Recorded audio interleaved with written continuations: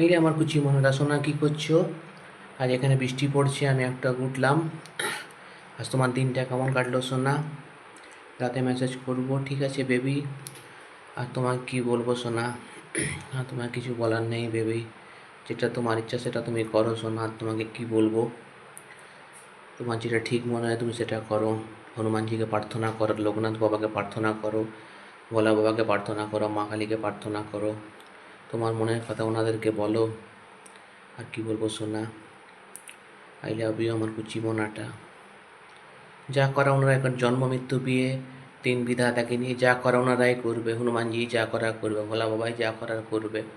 ওনাদের কাছে আমরা কি করতে পারি? ওনারা ওই অশুভ শক্তির সঙ্গে লড়তে ওনারাই পারবে।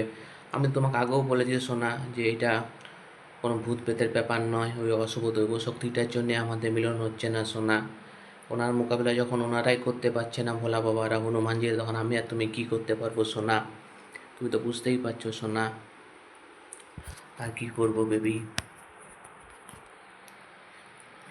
যা হয় তুমি এবার, তোমায় কি বলবো সোনা? তুমি তো সব বুঝতে পারছো, আমিও তো সব বুঝতে পারছি, কিন্তু আমাদের করণীয় কিছুই নেই সোনা, ধৈর্য ধরে অপেক্ষা করা ছাড়া।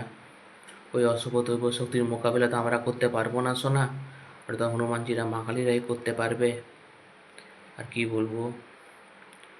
রাতে মেসেজ করবো। তোমার যেটা মনে হয়, তোমার যেটা ঠিক বলে মনে হয় তুমি সেটাই করো। আমি তোমাকে কিছু বলবো না সোনা। বুঝতে পারলে বেবি? আজ তোমার দিনটা কেমন কাটলো? এখানে তো এখন বৃষ্টি পড়ছে সোনা। I love you baby.